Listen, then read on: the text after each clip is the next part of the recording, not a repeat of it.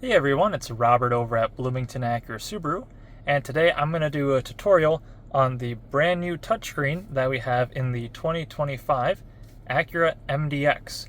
So, in a similar fashion to the 22 to 24 model years, we do have this kind of 70-30 split on the side.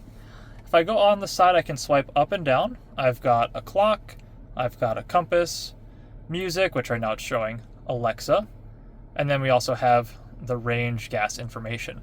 Now each one of these options I can click and it will bring over to the left side. So I can click on Alexa, I can have that over. We can do the clock, have the clock over there. So I like that you have this multi-function use with the left and right screens. Now on the top right here, if I click owner, it would give you some information. You can change the driver profile depending on what you're on, because when you first start the vehicle, it will ask you to sign into your profile. Once you've signed in, it will stay on that profile until you change it. So that's going to be this right side over here. Now, on the left side, we've got our home, back, Google Assistant button. These three are always going to be there. These bottom three we can change. So if you push and hold, it's going to give you this tip here, select close to hide all instructions in this mode. So we'll click close.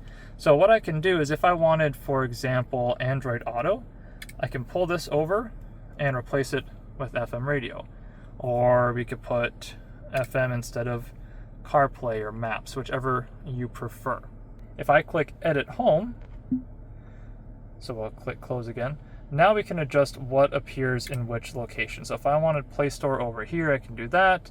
If I wanted to move, ambient lighting to the last page, so we can push and hold on this, go over and we can put it over there. You get the idea. You can rearrange the icons in whichever way you prefer. I'm going to click the home button here, so now you can see we've got ambient lighting over there.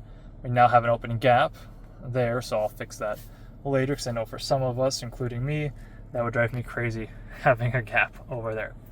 Now, the main portion of the screen. The big change, besides it being touchscreen, is it's all Google built in. So you've got Google Maps, which is fantastic.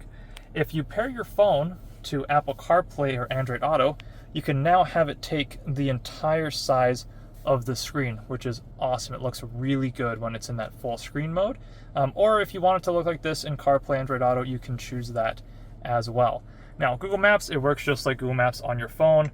What I like is you can also turn on the 3D building, so if you're in a downtown area, or if you want satellite view, we can do that as well. Now, the touchscreen works very well. Pinch, just like your phone. It's super responsive, it's super quick.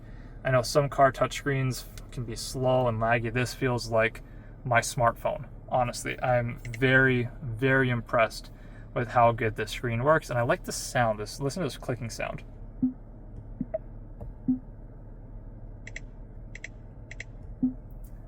I like those little clicks and noises. I think they sound really good. I like that they vary based on where you're touching on the screen. Now, with Play Store, you can add more apps to the vehicle. I'm not going to go into there just because you do have to sign into your Google account to do that. Phone would allow us to add a device, so we can connect new device, go to device list, and this would be the same pairing process like before, where you turn on Bluetooth and you'll find Acura MDX and pair to it.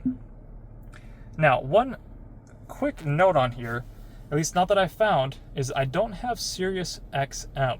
So I have FM radio, I have AM radio, but there's no Sirius XM in the 2025 MDX. Now, if I'm wrong and I'm kind of stupid, you guys let me know down in the comments, but as of right now, I can't find it. Now, I'm sure you can access it through the Play Store, download the app, and sign into your account. And obviously, if you have the Sirius XM app on your phone, you can use that as well through CarPlay, Android Auto. Now, for the radio, if I click on FM, I do have volume and tuning adjusting for the stations. And I also have my volume and then scrolling through favorite stations over here. Now, this will look just like the 22 to 24 MDX for the most part, just in a touchscreen version. You have all of your presets that you can save. You can click menu on the top right and adjust all of your sound settings. So Biosonic tone and surround. This looks a little different, but same idea as before. Instead of just sliders, you can choose where you want everything and adjust all of your surround sound from there. I'll just go ahead and click reset to default. Reset. Alrighty. I'm going to go back. Center volume. So these are just all of your different sound systems over here. And of course, this has the new Bang & Olufsen sound system, which so far sounds very good. I also really like the way they did the tweeters in the doors. I think those are very nice. I like the layout of those, so I'm pretty happy with that. Going back to the home page, what else do we have? CarPlay, Android Auto. We'll pair the phone later. I have a Samsung, so I'll pair Android Auto, show you guys what Android Auto looks like. Alexa, you can sign into your Alexa Amazon account and then just say Alexa, and I'll see that will pop up. Google Assistant takes over for the built-in voice command system. So if I go and click this, you can see there's your Google Assistant. I'm going X out of that. Now that will also pop up when I click the voice command on the steering wheel. So I'll give it a click. Cancel.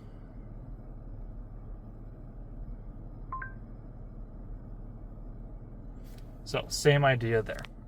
Honestly, I don't even know why they bothered putting that there if it's on the steering wheel, but maybe for a passenger, something like that. The next one, this is where it gets a little confusing when I first started playing with the car. So you have your vehicle settings, general settings, and your profile settings. If we start with the vehicle settings over here, this will be, well, as it says, your vehicle settings. If you guys remember the previous generation, I have videos that go over this.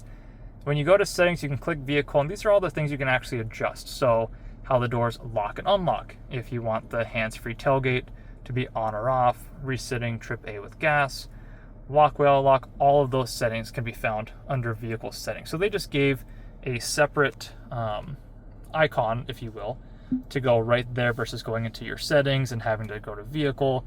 It just saves us an extra step.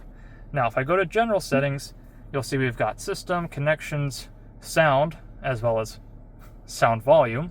Sound volume is the more useful one I find. So that's all these beeping noises and phone call sounds, all of that.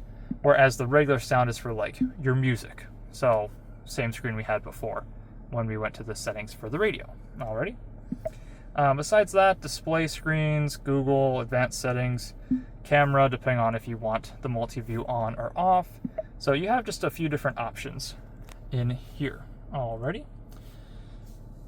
And then the last one over here, you've got your profile settings. There's no current profiles for this car, but that's where you can create a profile and change and adjust to things that you would prefer. Oops, sorry about that. Bluetooth audio, nothing crazy with that. AM works the same as FM radio. Trip computer, obviously that's just the same as this one that we had. I guess I won't show it now because we're not on it. But if I click that over there, now you've got your trip computer. Next page, every once in a while you will have system updates. You can do a Wi-Fi hotspot in this vehicle through AT&T if you would like. Ambient lighting, they also gave this its own icon. So if you see on the sides, we've got the blue on the bottom with this kind of brown on the top. If I go over to, let's go, something's different. We'll do Suzuka, so Suzuka Raceway. White on the top, red on the bottom. It's also down in the footwells. So I like that they did make this its own icon on the top. And if you like the dynamic mode based lighting, you can click that. So if we go to, sport mode, it turns red, comfort is white and blue, or comfort is blue, normal is white. You guys know what I mean. Same thing like we've had in the previous MDXs.